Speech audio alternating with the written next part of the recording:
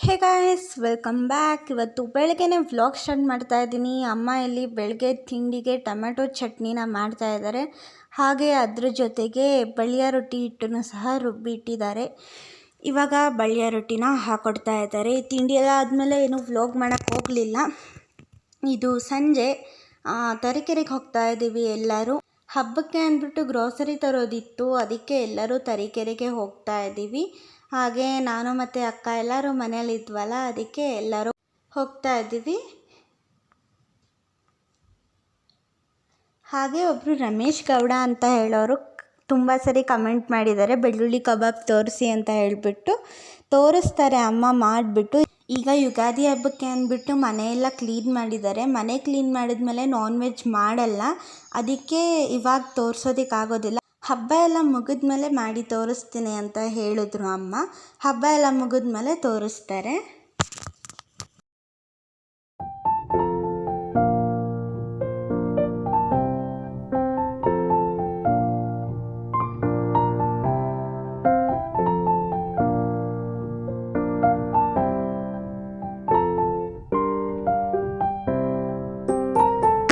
Grocery ಎಲ್ಲ ತಗೊಂಡಾದ್ಮೇಲೆ beauty ಪಾರ್ಲರ್ಗೆ ಬಂದ್ವಿ. ಯಾಕಂತ ಅಂದರೆ ಅಮ್ಮ ಸ್ವಲ್ಪ ಐಬ್ರೋ ಮಾಡಿಸ್ಬೇಕಿತ್ತು. ಹಾಗೆ ಅಮ್ಮ ಮತ್ತು ಅಕ್ಕ ಇಬ್ಬರೂ ಪೆಡಿಕ್ಯೂರ್ ಮಾಡಿಸ್ತಾ ಇದ್ದಾರೆ, ಅದಕ್ಕೆ ಬಂದಿದ್ವಿ. ಫಸ್ಟ್ ಟೈಮ್ ಇಬ್ಬರೂ ಮಾಡಿಸ್ತಾ ಇರೋದು. ಇಲ್ಲಿ ಫಸ್ಟಿಗೆ ಅಕ್ಕ ಮಾಡಿಸ್ಕೊತಾ ಇದ್ದಾಳೆ, ಅಮ್ಮ ಐಬ್ರೋ ಮಾಡಿಸ್ಕೊತಾ ಇದ್ರು. ಅದಕ್ಕೆ ಅಕ್ಕ ಫಸ್ಟ್ ಮಾಡಿಸ್ಕೊತಾ ಇದ್ದಾಳೆ, ಆಮೇಲೆ ಅಮ್ಮ ಮಾಡಿಸ್ಕೊತಾರೆ.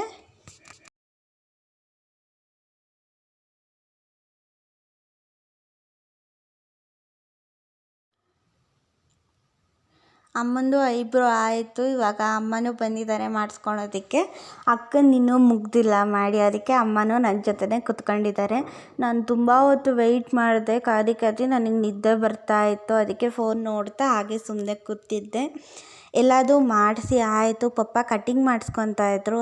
ಅದಕ್ಕೆ ಹೊರಗೆ ಬಂದು ಸ್ವಲ್ಪ ಹೊತ್ತು ಗಾಡೀಲಿ ನಿಂತ್ಕೊಂಡಿದ್ವಿ.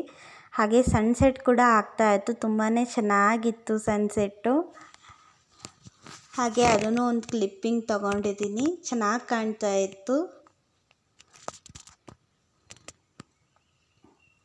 ಹಾಗೆ ಕಟ್ಟಿಂಗು ಮತ್ತು ಪೆಡಿಕ್ಯೂರು ಐಬ್ರೋ ಎಲ್ಲ ಆದಮೇಲೆ ಈ ಕಡೆ ಬಂದ್ವಿ.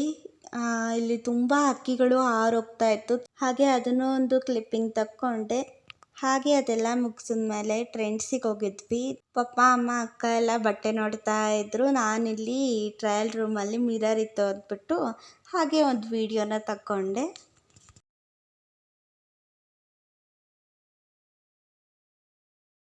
ಶಾಪಿಂಗ್ ಎಲ್ಲ ಮಾಡಾದಮೇಲೆ ಪಾನಿಪುರಿ ತಿನ್ನಬೇಕು ಅಂತ ಅನ್ನಿಸ್ತಾ ಇತ್ತು. ಅದಕ್ಕೆ ಪಾನಿಪುರಿ ತಿನ್ನೋದಕ್ಕೆ ಅಂದ್ಬಿಟ್ಟು ಎಲ್ಲರೂ ಬಂದಿದ್ದೀವಿ.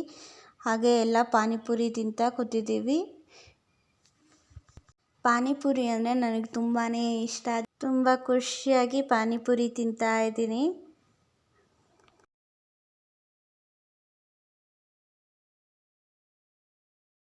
ಹಾಗೆ ಅದಾದಮೇಲೆ ಒಂದು ಐಸ್ ಕ್ರೀಮ್ ತಗೊಂಡ್ವಿ. ತುಂಬ ಐಸ್ ಕ್ರೀಮ್ ತಿನ್ನಬೇಕು ಅಂತ ಅನ್ನಿಸ್ತಾ ಇತ್ತು, ಅದಕ್ಕೆ ಎಲ್ಲರೂ ಐಸ್ ಕ್ರೀಮ್ ತಗೊಂಡ್ವಿ. ಕಾಜು ದ್ರಾಕ್ಷಿ ಫ್ಲೇವರಿಂದು ತಗೊಂಡ್ವಿ, ತುಂಬ ಚೆನ್ನಾಗಿತ್ತು ಆ ಫ್ಲೇವರು. ಹಾಗೆ ಐಸ್ ಕ್ರೀಮ್ ತಿಂತಾ ಹೋಗ್ತಾ ಇದ್ದೀವಿ ಮನೆಗೆ. ಕಾರಲ್ಲೇ ಕುತ್ಕೊಂಡು ಐಸ್ ಕ್ರೀಮ್ ತಿಂತಾ ಇದ್ದೀನಿ.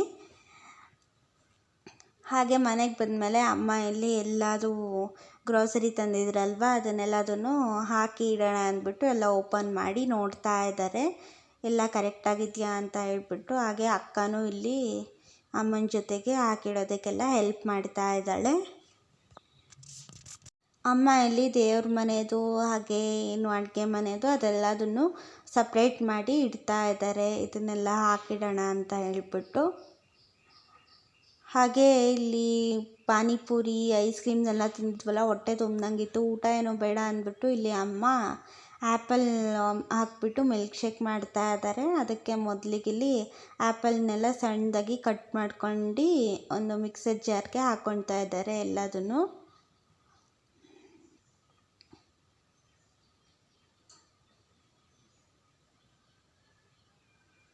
ಆ್ಯಪಲ್ ಹಾಕಾದ್ಮೇಲೆ ಅದಕ್ಕೆ ಸ್ವಲ್ಪ ಶುಗರ್ ಹಾಕ್ಕೊತಾ ಇದ್ದಾರೆ.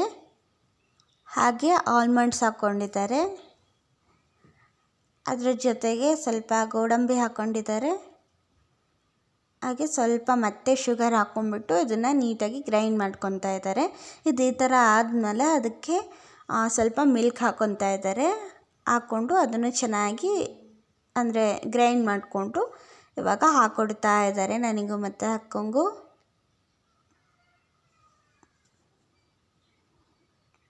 ನಾನು ಅಕ್ಕಂಗೆ ತಗೊಂಡೋಗಿ ಕೊಡ್ತಾ ಇದ್ದೀನಿ.